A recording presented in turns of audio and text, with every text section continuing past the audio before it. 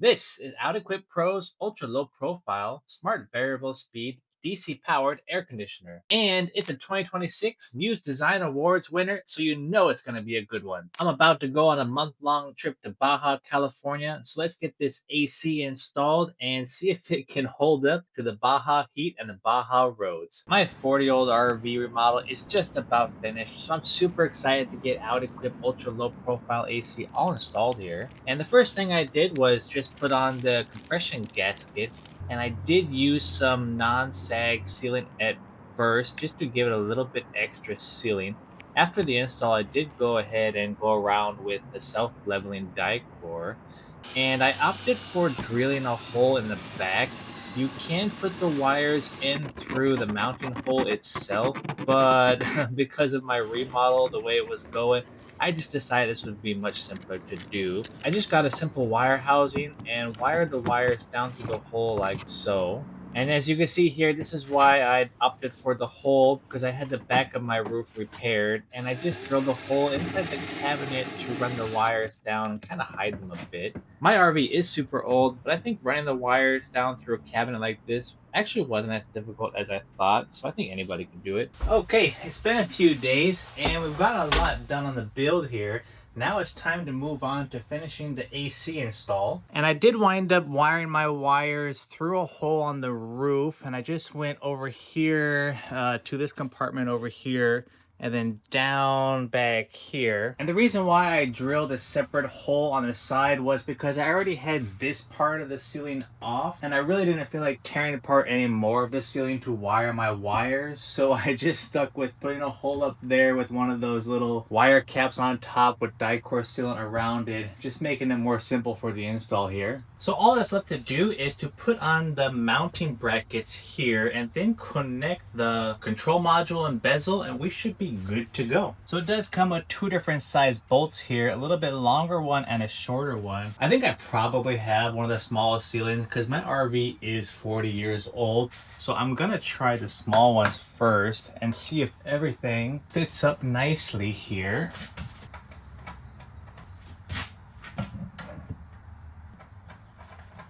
Just kind of test fitting it here and seeing if I'm at the right length there. I think we're looking pretty good. And the directions do say to kind of offset it towards the back, and that's what I did already. But I'm just gonna make sure that I like the way that it's sitting before I tighten it down completely. Okay, I think we're looking pretty good there. So the bolt barely fits on there without the washer and locking nut. So I think I'm gonna compress one side and see if I can gain some more room over there. Because I do know that if I put the longer bolts on, it's just not gonna fit the way I want it to. Or suppose we could loosen this just a little bit to get that on there and then compress and tighten it down. Because once that AC compresses down on the foam up there, it's gonna make more room on these bolts. Awesome, I can see it compressing now. And I was a bit worried that it was a little bit too far back, but it seems that the gap has closed with the compression. Now it's time to get that second bracket on there. And I'm just going around making sure that we're getting even pressure as we tighten down the bolts here, because you don't really want to tighten down one bolt too tight and then go back through and tighten the others.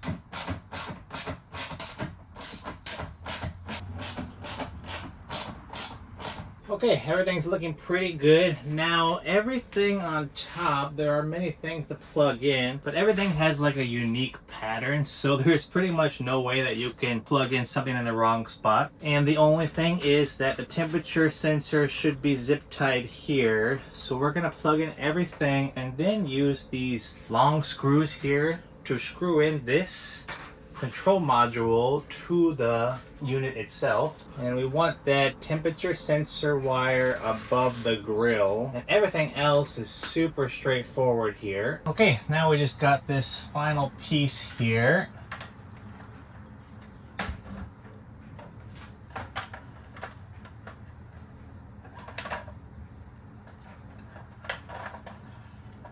Now we'll just stick it up in here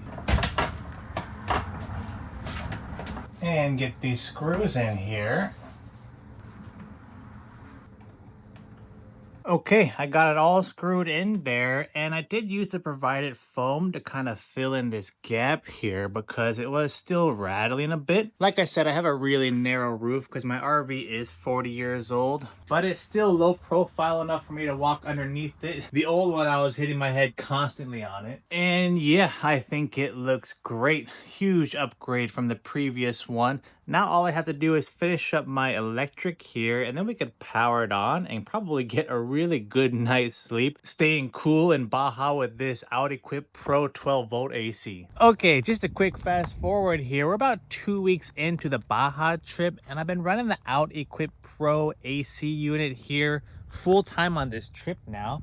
I got it fully installed there just fine. There were no issues, no problems came up installing it. Yeah, we're out here in Baja, Mexico right now. You can see it is very hot outside. Got some nice, beautiful, calm water in the background there. We got the 40-year-old RV just sitting there. And let's just jump inside real quick because I do want to go over some things about the air conditioner unit here, how it's working for me, and how I integrated it into my setup of my 40-year-old RV remodel here. And just jumping on in here, we got Roy Boy chilling out with a nice air conditioner just blowing on him from there. And I gotta say, it's been so nice to have an AC. I didn't have an AC in my previous build. There were some parts of the summer that were just way too hot that I had to go out and do something else, then come back to my trailer. But having this AC in this build, it's been working out really great, especially here in Baja when it is very hot. And I know my build isn't completely done. I do gotta do cabinets and stuff, so please ignore that. And a quick little hello to Roy Boy here. He's not even panting. It's so nice in here. And yeah, this is what it looks like. I like the way that it looks in my build here. I think it turned out really nice there. It gives me a nice, clean, streamlined look. And the biggest problem with the AC that came with this unit, besides that it was not a 12 volt, it just was way too fat coming down and I was hitting my head constantly. This is lower profile than that, so I can walk underneath it. So I just bumped it up here to give you a nice little listen to how powerful this is. And yeah, it is pretty powerful. What I have noticed is that it really doesn't matter power-wise how high you have the fan. That doesn't really draw much power. It depends on the temperature that you have it and if the compressor is on or not. There are some hot spots in the RV, because you can see I put a skylight in here. And my skylight lets in that natural light, but it is a bit too hot in Baja for a skylight right now. And I also have one in my shower here. So what I have been doing is using these little vents here because they are, adjustable. So I can, choose to cool what I want. I can have the cold air blowing on me when I'm sitting on my couch. Or I could even put two down here and blow onto the ground for Roy Boy. And then adjust these to whatever I like. And I really didn't even think about that as a feature when looking at 12-volt ACs. It has been really nice to be able to adjust where the air goes. That way I can get the maximum cooling potential to where I'm at in the RV. Because there are some times that I'm just laying in bed here and I can easily adjust these to just spray air on me while in the bed. Because sometimes during the day I'm sitting here watching TV and I can just have the AC blowing on me right here. And that's been working out really nice for me. And I am running the AC on two 300 amp hour batteries. So I have a total of 600 amp hours for this build. And that's running the AC, the TV, my 12-volt fridge, the fan, Starlink, charging all my devices, and my motor for the pop-up TV because it does go down into the cabinet here. So running all these things, including the AC, which is probably the most power hungry thing I have in here, 600 amp hours has been working out just fine. I have 600 watt solar on top. I do have a DC-DC charger to charge while I'm driving, but I haven't even had a chance to hook it up yet because my build, as you can see, is not done. And down here in Baja, California, sir, this has been working out great. A couple of things I have noticed, a couple things of trial and error.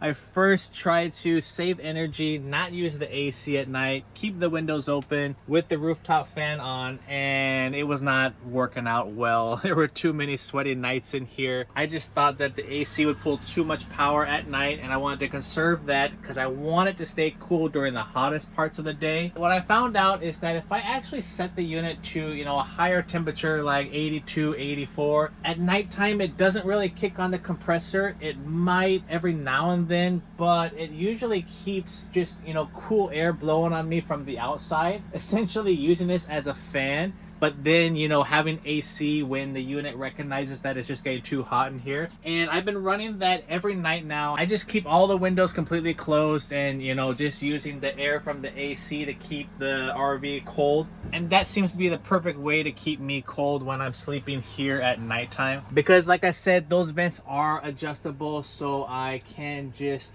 aim these right onto me when I'm here in the bed, and I got that nice breeze just flowing on me, and it's working just great. And by running this on eco mode at nighttime, it doesn't really take that much energy. I think with the 12-volt fridge on, running the Starlink a little bit at night, and this, I maybe drop 10% during the whole night, which I can easily recover during the daytime with a 600-watt solar. And yeah, having the OutEquip Pro AC is a game changer for me. It's been so great to have the AC with dogs, because even last year, my 5x8 tiny home, running the rooftop fan, I wouldn't want to keep the dogs in the trailer too long because I know it did start to heat up a bit. But with this AC, when we go to the store, run in to grab a bite to eat or something, I just turn it on, make sure that the vents are pointed down to the floor, and it is nice and chill in here when we get back. So having that option just to make sure that the unit is super nice and cool inside is just so great for the travel. I don't have to stress about the dog at all, and that gives me a big peace of mind. Couple other things, the OutEquip Pro does come with a remote here. Like I said before, my build is not done, and it took me a little while to realize that this has an LED light option. There's light and LED on the remote. The LED button is for turning off the screen here at nighttime when you don't want to, you know, have too many LEDs running around and making it too bright when you're trying to sleep. So that's a cool option. But the light option is for two lights that are on the unit itself.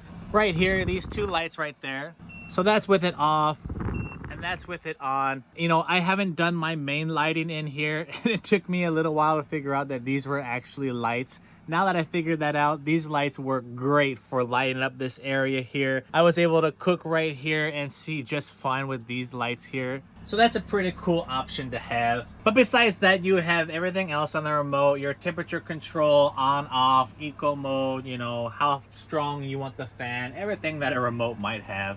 There is a sleep option, a timer option, everything you could possibly need in a 12-volt AC. They got it on the remote. And the buttons do glow in the dark, so don't forget, you know, if you want to charge up your glow in the dark stuff, leave it in the sunlight for a bit, or, you know, hit it with a flashlight before you go to bed. And when the lights are off, you'll be able to see the buttons just fine. I'm extremely happy with the OutEquip Pro 12-volt AC here. I couldn't imagine going on a trip like this without the unit. I know that the whole point of travel is to get out there and do stuff, and when it's too hot during midday, if you don't have an air conditioner, you can go out, go swimming, hang out in the shade, do things. But when you're on an extensive travel trip like I am, you know, there's gonna be days that you just want to stay inside and not do anything. And that's why it's so great to have the AC, because I don't have to do anything. I can just sit and watch TV all day if I want to. And that is just so great to have the different options available. For power on this unit, I don't know exactly how much it's pulling from my batteries, but my 600 amp hour batteries is doing just fine for the trip.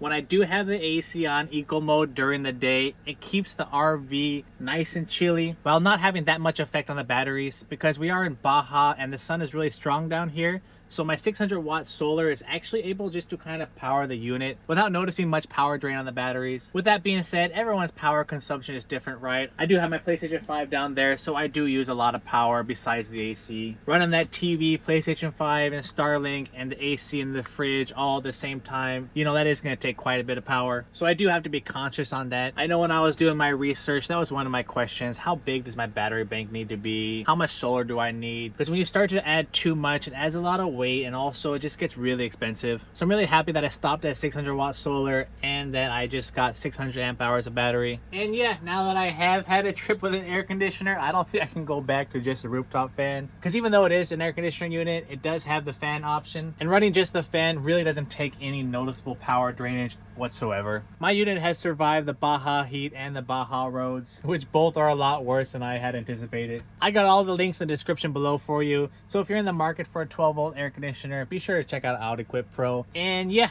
I guess that's it for this video. We'll see you in the next one.